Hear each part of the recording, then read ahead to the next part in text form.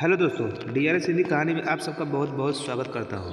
दोस्तों, इस कहानी का पूरा आनंद उठाने के लिए वीडियो के लास्ट तक ज़रूर देखें। और आज का कहानी एक पारिवारिक कहानी है, तो चलते हैं। आज फिर वही चिट्ठी मनी ऑर्डर के साथ देखी तो सुधा मन ही मन कसमसा कर रह गई। अपने पिया की चिट्ठी देख उसे जरा भी खुशी नहीं हुई। सुधा ने दुखी मन से फार्म पर दस्तखत करके डाकिये से रुपए ले लिए और अपनी सास के पास चली आई और बोली, ये लीजिए अम्मा पैसा, मुझे क्या करना है, अंदर रख दो जरा कर। कहते हुए सासू माँ दरवाजे की चौखट से टेक कर खड़ी हो गई। देखते ही देखते उनके चेहरे की उदासी गहरी होती चली गई। सुधा उनके दिल का हाल अच्छी तरह समझ रही थी।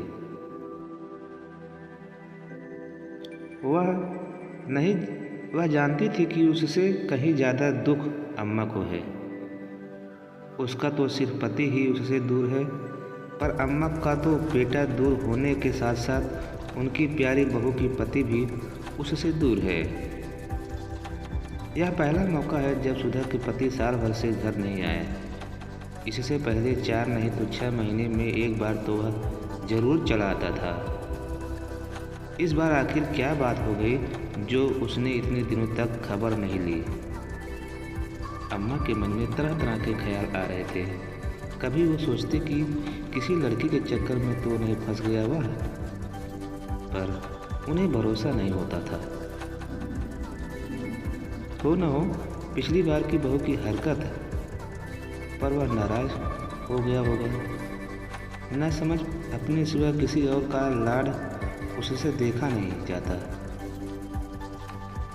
नालायक, यह नहीं समझता बहू भी तो उसके ही सहारे इस घर में आई है। उस बेचारी का कौन है यहाँ। सोचते सोचते उन्हें वह सीन याद आ गया जब बहू उनके प्यार और अपना हक जताकर सूरज को चिढ़ा रही थी और वह मुंह फुलाए बैठा था। अगली बार डाकिये की आवाज़ सुनकर सुधा कमरे में से ही कहने लगी, अम्मा डाकिया आया है, पैसा और फार्म लेकर अंदर आ जाइए, दस्तखत कर दूंगी। सुधा की बात सुनकर अम्मा चौंक पड़ी। पहली बार ऐसा हुआ था कि डाकिये की आवाज़ सुनकर सुधा दौड़ी दौड़ी दरवाजे तक नहीं आ गई। तो क्या इतनी दुखी हो गई उनकी बहू? तो आइए फिर से हम इस कहानी को पढ़ते हैं। अम्मा डाकिये के पास गई। इस बार उसने चिट्ठी भी नहीं लिखी। पैसा बहू की तरफ बढ़ाकर अम्मा रोवासी आवाज़ में कहने लगी, ले बहू पैसा अंदर रख दे जाकर। अम्मा की आवाज़ कानों में बढ़ते ही सुधा बेचैन निगाहों से उनके हाथों को देखने लगी। वह अम्मा से चिट्ठी मांगने को हुई कि अम्मा कहने लगी, क्या देख रही हो, अब की बार चिट्ठी भी नहीं डाली है उसने। सुधा मन ही मन तिलमिला कर रह गई। अगले ही पल उसने मर जाने के लिए हिम्मत जुटा ली, पर पिया से मिलने के एक ख्वाहिश ने आज फिर उसके अरमानों पर पानी फेर दिया। अगले महीने भी सिर्फ मनी ऑर्डर आया तो सुधा के रहे सही उम्मीद भी टूट गई।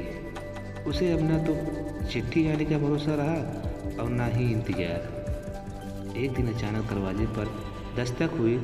पहली बार तो सुधा को लगा जैसे वह सपना देख रही हो, पर जब दोबारा किसी ने दरवाज़ा खटखटाया तो वह दरवाज़ा खोलने चल दी। दरवाज़ा खोलते ही जो खुशी मिली उसने सुधा को दीवाना बना दिया। वह चुपचाप खड़ी होकर अपने साजन को ऐसी ताकती रह गई मानो सपना समझकर हमेशा के लिए उसने अपनी निगाहों में कैद कर लेना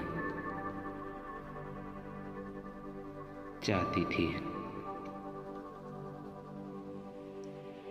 सूरज घर के अंदर चला गया और सुधा आने वाले दिनों के लिए ढेर सारी खुशियां सहेजने को संभल भी न पाई थी कि अम्मा की चीख ने उसके दिलो दिमाग में हलचल मचा दी। अम्मा गुस्साते हुए अपने बेटे पर चिल्लाए जा रही थी, क्यों आया है, तेरे बिना हम मर जाते क्या। क्या बात है अम्मा। सुधा को अपने पिया की आवाज़ सुनाई दी। पैसा भेजकर एहसान कर रहा था हम पर। क्या हम पैसे के भूखे हैं। अम्मा की आवाज़ में गुस्सा लगातार बढ़ता जा रहा था। क्या बात हो गई। आखिर सूरज गंभीर होकर पूछ ही बैठा। बहू, तेरा पति पूछ रहा है कि बात क्या हो गई। 2 महीने से बराबर खाली पैसा भेजता रहा। अपनी खैर खबर की छोटी सी एक चिट्ठी भी लिखना उसके लिए सिर का बोझ बन गया। और पूछता है कि क्या बात हो गई। सूरज बिगड़ कर कहने लगा, नहीं भेजी चिट्ठी तो कौन सा आफत आ गई। तुम्हारी लाडली तो तुम्हारे पास है, फिर मेरी फिक्र करने की क्या जरूरत पड़ी। सुधा अपने पति के ये शब्द सुनकर चौंक गई। शब्द नए नहीं थे, बस उनके सहारे उस पर बरस पड़ी वह नफरत अच्छी तरह समझ गई कि यह सब उन अटखेलियों का ही नतीजा है जिनमें वह उन्हें अम्मों के प्यार पर अपना ज़्यादा हक जताकर चिढ़ाती रही, अपनी पिया को सताती रही। इसमें कसूर सिर्फ सुधा का ही नहीं है, अम्मा का भी तो है, जिन्होंने इसे इतना प्यार किया। जब वह जानती थी अपने बेटे को तो क्यों किया उससे इतना प्यार। क्यों उसे इस बार का एहसास नहीं होने दिया कि वह इस घर की बेटा नहीं बहू है। अम्मा सुधा का पक्ष ले रही है, ये भी गनीमत ही है, वरना वे भी उसका साथ न दे तो वह क्या कर लेगी। इस समय तो अम्मा का साथ देने ही बहुत ज़रूरी है। अम्मा अभी भी अपने बेटे से लड़ जा रही थे। तेरा दिमाग बहुत ज़्यादा खराब हो गया है। अम्मा की बात का जवाब सूरज की ज़बान पर आया ही था कि सुधा बीच में ही बोल पड़ी। यह सब अच्छा लगता है क्या आपको। अम्मा के मुंह लगे जले चले जा रहे हो, बड़े अच्छे लग रहे हैं ना।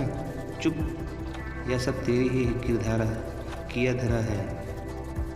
तुझे तो चैन मिल गया होगा यह सब देखकर। न जाने कितने कान भर दिए गए कि अम्मा आते ही मुझ पर बरस पड़ी। थोड़ी देर रुक कर सूरज ने खुद पर काबू करना चाहा, फिर कहने लगा, यह किसी ने पूछा कि मैंने चिट्ठी क्यों नहीं भेजी। उसकी फिक्र किसे है। अम्मा पर तो बस तेरा ही जादू चढ़ा है।